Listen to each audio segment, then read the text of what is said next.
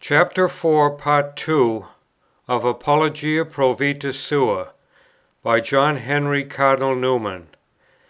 While my old and true friends were thus in trouble about me, I suppose they felt not only anxiety but pain, to see that I was gradually surrendering myself to the influence of others, who had not their own claims upon me, younger men, and of a cast of mind in no small degree uncongenial to my own.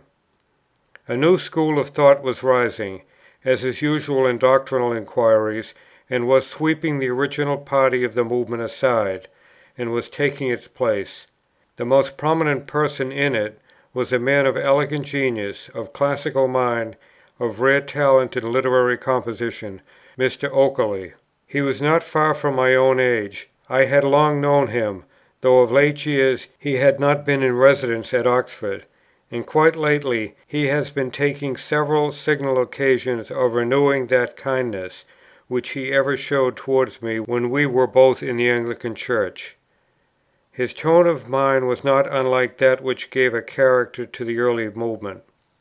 He was almost a typical Oxford man, and as far as I recollect, both in political and ecclesiastical views, would have been of one spirit with the Oriel party of 1826-1833. But he had entered late into the movement; he did not know its first years, and beginning with a new start, he was naturally thrown together with the body of eager, acute, resolute minds who had begun their Catholic life about the same time as he. He knew nothing about the Via Media, but had heard much about Rome. This new party rapidly formed and increased in and out of Oxford, and, as it so happened, contemporaneously with that very summer, when I received so serious a blow to my ecclesiastical views from the study of the Monophysite controversy. These men cut into the original movement at an angle, fell across its line of thought, and then set about turning that line in its own direction. They were most of them keenly religious men, with a true concern for their souls as the first matter of all, with a great zeal for me, but giving little certainty at the time as to which way they could ultimately turn. Some in the event had remained firm to Anglicanism, some have become Catholics, and some have found a refuge in Liberalism. Nothing was clearer concerning them than that they needed to be kept in order, and on me, who had had so much to do with the making of them, that duty was as clearly incumbent; and it is equally clear, from what I have already said, that I was just the person, above all others, who could not undertake it. There are no friends like old friends, but of those old friends few could help me, few could understand me, many were annoyed with me, some were angry, because I was breaking up a compact party, and some, as a matter of conscience, could not listen to me. When I looked around for those whom I might consult in my difficulties, I found the very hypothesis of those difficulties acting as a bar to their giving me their advice. Then I said bitterly, "You are throwing me on others, whether I will or no." Yet still I had good and true friends around me, of the old sort, in and out of Oxford too, who were a great help to me. But on the other hand, though I neither was so fond, with a few exceptions, of the persons, nor of the methods of thought, which belonged to this new school, as of the old set, though I could not trust in their firmness of purpose, for, like a swarm of flies, they might come and go, and at length be divided and dissipated, yet I had an intense sympathy in their object and in the direction in which their path lay, in spite of my old friends, in spite of my old lifelong prejudices, in spite of my ingrained fears of Rome, and the decision of my reason and conscience against her usage, in spite of my affection for Oxford and Oriel, yet I had a secret longing love of Rome, the mother of English Christianity, and I had true devotion to the Blessed Virgin, in whose college I lived, whose altar I served, and whose immaculate purity I had in one of my earliest printed sermons made much of. And it was the consciousness of this bias in myself, if it is so to be called, which made me preach so earnestly against the danger of being swayed in religious inquiry by our sympathy rather than by our reason. And moreover, the members of this new school looked up to me, as I have said, and did me true kindness, and really loved me, and stood by me in trouble, when others went away. And for all this I was grateful. Nay, many of them were in trouble themselves, and in the same boat with me, and that was a further cause of sympathy between us. And hence it was, when the new school came on in force, and into collision with the old, I had not the heart, any more than the power, to repel them. I was in great perplexity, and hardly knew where I stood. I took their part, and, when I wanted to be in peace and silence, I had to speak out, and I incurred the charge of weakness from some men, and of my mysteriousness, shuffling, and underhand dealing from the majority. Now I will say here frankly, that this sort of charge is a matter which I cannot properly meet, because I cannot duly realize it. I have never had any suspicion of my own honesty; and, when men say I was dishonest, I cannot grasp the accusation as a distinct conception, such as it is possible to encounter. If a man said to me, "On such a day and before such persons, you said a thing was white, when it was black," I understand what is meant well enough, and I can set myself to prove an alibi or to explain the mistake. Or if a man said to me, "You tried to gain me over to your party, intending to take me with you to Rome, but you did not succeed," I can give him the lie, and lay down an assertion of my own, as firm and as exact as his, that not from the time that I was first unsettled did I ever attempt to gain any one over to myself or to my Romanizing opinions, and that it is only his own coxcombical fancy which has bred such a thought in him. But my imagination is at a loss in pretence of those vague charges which have been commonly brought up against me, charges which are made up of impressions and understandings and inferences and hearsay and surmises. Accordingly, I shall not make the attempt, for, in doing so, I should be dealing blows in the air. What I shall attempt is to state what I know of myself and what I recollect, and leave to others its application.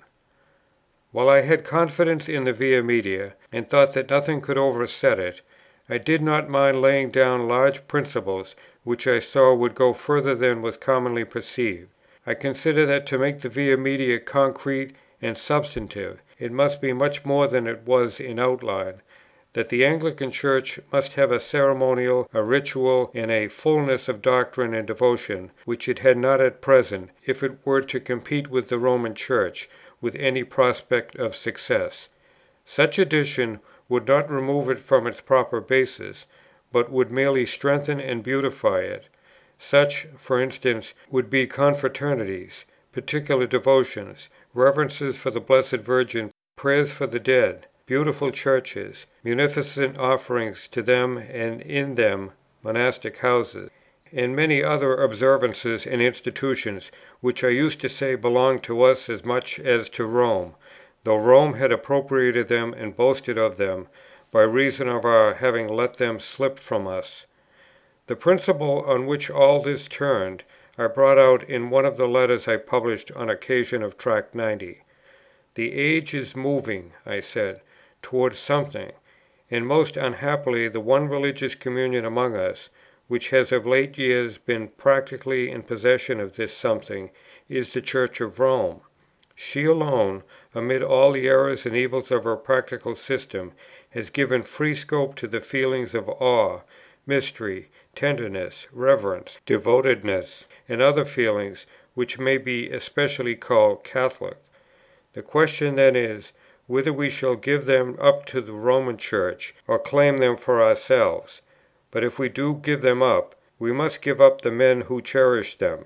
We must consent either to give up the men, or to admit their principles. With these feelings I frankly admit that, while I was working simply for the sake of the Anglican Church, I did not at all mind, though I found myself laying down principles in its defence, which went beyond that particular kind of defence which high and dry men thought perfection, and even though I ended in framing a kind of defence which they might call a revolution, while I thought it a restoration. Thus, for illustration, I might discourse upon the communion of saints in such a manner, though I do not recollect doing so, as might lead the way towards devotion to the Blessed Virgin and the Saints on the one hand, and towards prayers for the dead on the other. In a memorandum in the year 1844 or 1845, I thus speak on this subject: "If the Church be not defended on establishment grounds, it must be upon principles, which go far beyond their immediate object. Sometimes I saw these further results, sometimes not, though I saw them. I sometimes did not say that I saw them, so long as I thought they were inconsistent, not with our Church, but only with the existing opinions. I was not unwilling to insinuate truth into our Church, which I thought had a right to be there. To so much I confess, but I do not confess. I simply deny that I ever said any thing which secretly bore against the Church of England, knowing it myself, in order that others might unwarily accept it. It was indeed one of my great difficulties and causes of reserve, as time went on, that I at length recognized in principles which I had honestly preached as if Anglican, conclusions favourable to the cause of Rome. Of course I did not like to confess this, and, when interrogated, was in consequence in perplexity. The prime instance of this was the appeal to Antiquity. St. Leo had overset, in my own judgment, its force as the special argument for Anglicanism. Yet I was committed to Antiquity, together with the whole Anglican school. What then was I to say, when acute minds urged this or that application of it against the Via Media? It was impossible that in such circumstances any answer could be given which was not unsatisfactory, or any behaviour adopted which was not mysterious.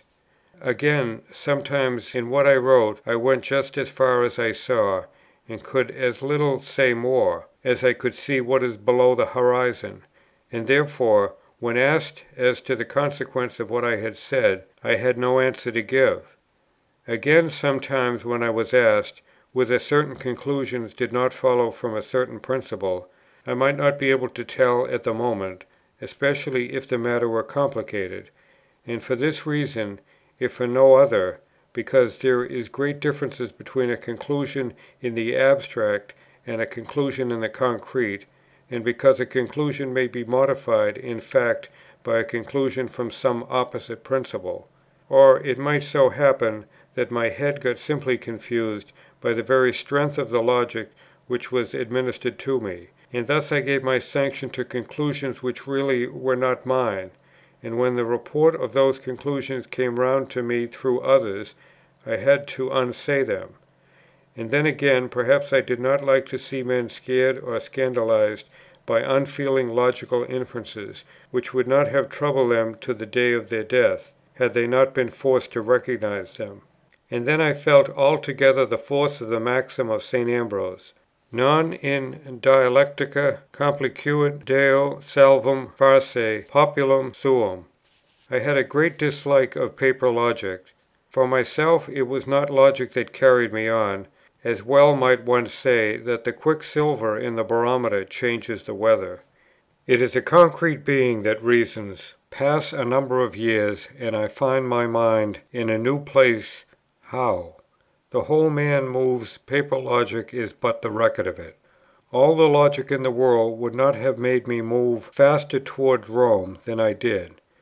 As well might you say that I have arrived at the end of my journey because I see the village church before me, as venture to assert that the miles over which my soul had to pass before it got to Rome could be annihilated, even though I had been in possession of some far clearer view than I had, that Rome was my ultimate destination. Great acts take time; at least this is what I felt in my own case, and therefore to come to me with methods of logic had in it the nature of a provocation, and, though I do not think I ever showed it, made me somewhat indifferent how I met them, and perhaps led me, as a means of relieving my impatience, to be mysterious or irrelevant, or to give in because I could not meet them to my satisfaction.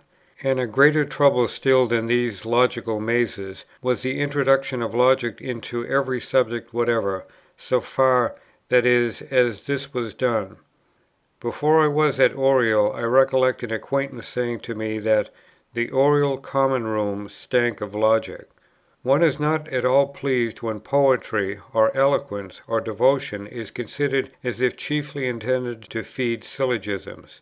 Now, in saying all this, I am saying nothing against the deep piety and earnestness which were characteristic of this second phase of the movement, in which I had taken so prominent a part. What I have been observing is, that this phase had a tendency to bewilder and to upset me, and that, instead of saying so, as I ought to have done, perhaps from a sort of laziness, I gave answers at random, which have led to my appearing close or inconsistent. I have turned up 2 letters of this period, which in a measure illustrates what I have been saying. The first was written to the Bishop of Oxford on occasion of Tract 90. March 20th, 1841. No one can enter into my situation but myself. I see a great many minds working in various directions in a variety of principles with multiplied bearings. I act for the best. I sincerely think that matters would not have gone better for the Church had I never written. And if I write, I have a choice of difficulties. It is easy for those who do not enter into those difficulties to say, he ought to say this and not say that, but things are wonderfully linked together, and I cannot, or rather I would not, be dishonest. When persons too interrogate me, I am obliged in many cases to give an opinion, or I seem to be underhand. Keeping silence looks like artifacts, and I do not like people to consult or respect me, from thinking differently of my opinion from what I know them to be. And again, to use the proverb, what is one man's food is another man's poison. All these things make my situation very difficult, but that collision must at some time ensue between members of the Church of opposite sentiments, I have long been aware. The time and mode has been in the hand of Providence.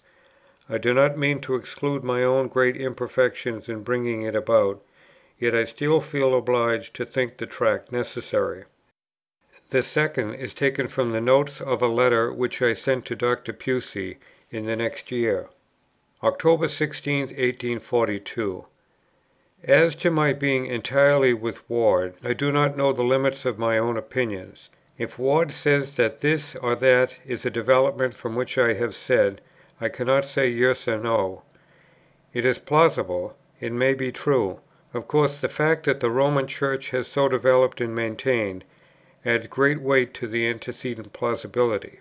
I cannot assert that it is not true, but I cannot with that keen perception which some people have appropriated it. It is a nuisance to me to be forced beyond what I can fairly accept.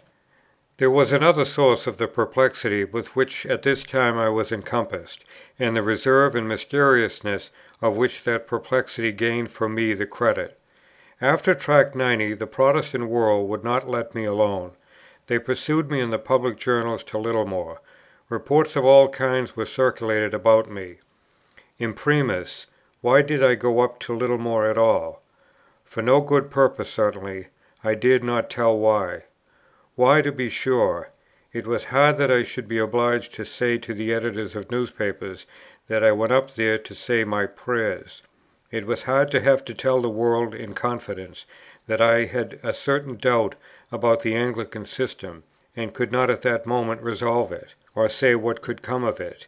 It was hard to have to confess that I had thought of giving up my living a year or 2 before, and that this was a first step to it. It was hard to have to plead that, for what I knew, my doubts would vanish, if the newspapers would be so good as to give me time and let me alone.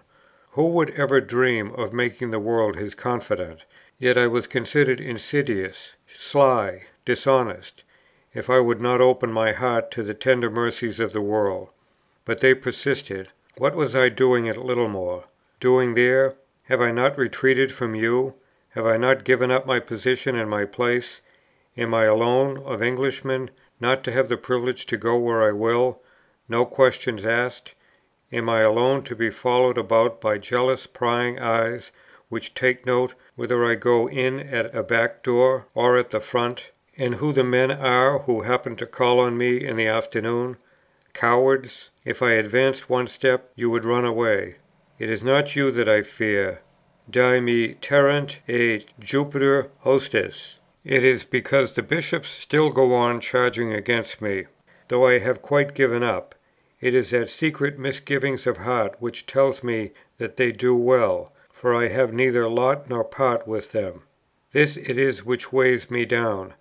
I cannot walk into or out of my house, but curious eyes are upon me. Why will you not let me die in peace? Wounded brutes creep into some hole to die in, and no one grudges it them. Let me alone. I shall not trouble you long. This was the keen feeling which pierced me, and I think these are the very words in which I expressed it to myself. I asked in the words of a great motto, Ubi lapsus quid feci. One day when I entered my house, I found a flight of undergraduates inside. Heads of houses, as mounted patrols, walked their horses around those poor cottages. Doctors of divinity divided into the hidden recesses of that private tenement uninvited, and drew domestic conclusions from what they saw there. I had thought that an Englishman's house was his castle, but the newspapers thought otherwise, and at last the matter came before my good Bishop. I insert his letter and a portion of my reply to him. April 12, 1842. So many of the charges against yourself and your friends, which I have seen in the public journals, have been, with my own knowledge, false and calumnious, that I am not apt to pay much attention to what is asserted with respect to you in the newspapers. In a newspaper, however, on April 9th, there appears a paragraph in which it is asserted as a matter of notoriety that a so-called Anglo-Catholic monastery is in process of erection at Littlemore, and that the cells of dormitories, the chapel, the refectory, the cloister, all may be seen advancing to perfection under the eye of a parish priest of the diocese of Oxford. Now, as I have understood that you really are possessed of some tenement at Littlemore, as it is generally believed that you are destined for the purposes of study and devotion, and as much suspicion and jealousies are felt about the matter, I am anxious to afford you an opportunity of making me an explanation on the subject. I know you too well not to be aware that you are the last man living to attempt in my diocese a revival of the monastic orders, in anything approaching to the Romanist sense of the term, without previous communications with me, or indeed that you should take upon yourself to originate any measure of importance without authority from the heads of the Church. And therefore I at once exonerate you from the accusations brought against you by the newspaper I have quoted, but I feel it nevertheless a duty to my diocese and myself, as well as to you, to ask you to put it in my power to contradict what, if uncontradicted, would appear to imply a glaring invasion of all ecclesiastical discipline on your part, or of inexcusable neglect and indifference to my duties on mine. I wrote an answer as follows: April 14, 1842. I am very much obliged by your Lordship's kindness in allowing me to write to you on the subject of my house at Littlemore. At the same time I feel it hard both on your Lordship and myself that the restlessness of the public mind should oblige you to require an explanation of me. It is now a whole year that I have been the subject of incessant misrepresentation, a year since I submitted entirely to your Lordship's authority, and, with the intention of following out the particular acts enjoined upon me, I not only stopped the series of tracts on which I was engaged, but withdrew from all public discussion of church matters of the day, or what may be called ecclesiastical politics. I turned myself at once to the preparation for the press of the translations of St. Athanasius, to which I had long wished to devote myself, and I intended and intend to employ myself in the like theological studies, and in the concerns of my own parish, and in practical works. With the same view of personal improvement, I was led more seriously to a design which had long been on my mind. For many years, at least 13, I have wished to give myself to a life of greater religious regularity than I have hitherto led; but it is very unpleasant to confess such a wish even to my Bishop, because it seems arrogant, and because it is committing me to a profession which may come to nothing. For what have I done, that I am to be called to account by the world for my private actions, in a way in which no one else is called? Why may I not have that liberty, which all others are allowed? I am often accused of being underhand and uncandid in respect to the intentions to which I have been alluding. But no one likes his own good resolutions noised about, both from mere common delicacy, and from fear lest he should not be able to fulfil them. I feel it very cruel, though the parties in fault do not know what they are doing, that very sacred matters between me and my conscience are made a matter of public talk. May I take a case parallel, though different? Suppose a person in prospect of marriage, would he like the subject discussed in newspapers, and parties, circumstances, etc., etc., publicly demanded of him, at the penalty of being accused of craft and duplicity? The resolution I speak of has been taken with reference to myself alone, and has been contemplated quite independent of the co-operation of any other human being, and without reference to success or failure other than personal, and without regard to the blame or appropriation of man. And being a resolution of years, and one to which I feel God has called me, and in which I am violating no rule of the Church any more than if I married, I should have to answer for it, if I did not pursue it, as a good providence made opening for it. In pursuing it then, I am thinking of myself alone, not aiming at any ecclesiastical or external effects. At the same time, of course, it would be a great comfort to me to know that God had put into the hearts of others to pursue their personal edification in the same way, and unnatural not to wish to have the benefits of their presence and encouragement, or not to think it a great infringement on their rights of conscience, if such personal and private resolutions were interfered with. Your Lordship will allow me to add my firm conviction that such religious resolutions are most necessary for keeping a certain class of mind firm in the allegiance of our Church. But still I can as truly say that my own reason for anything I have done has been a personal one, without which I should not have entered upon it, and which I hope to pursue whether with or without the sympathies of others pursuing a similar course. As to my intentions, I propose to live there myself a good deal, as I have a resident curate in Oxford. In doing this, I believe I am consulting for the good of my parish, as my population at Littlemore is at least equal to that of St. Mary's in Oxford, and the whole of Littlemore is double of it. It has been very much neglected, and in providing a parsonage house at Littlemore, as this will be, and will be called, I conceive I am doing a very great benefit to my people. At the same time it has appeared to me that a partial or temporary retirement from St. Mary's Church might be expedient under the prevailing excitement. As to the quotation from the newspaper, which I have not seen, your Lordship will perceive from what I have said, that no monastery is in process of erection. There is no chapel, no refectory, hardly a dining room or parlour. The cloisters are my shed connecting the cottages. I do not understand what cells of dormitories means. Of course I can repeat your Lordship's words that I am not attempting a revival of the monastic orders, in anything approaching to the Romanist sense of the term, or taking on myself to originate any measure of importance without authority from the heads of the Church. I am attempting nothing ecclesiastical, but something personal and private, and which can only be made public, not private, by newspapers and letter writers, in which sense the most sacred and conscientious resolves and acts may certainly be made the objects of an unmannerly and unfeeling curiosity.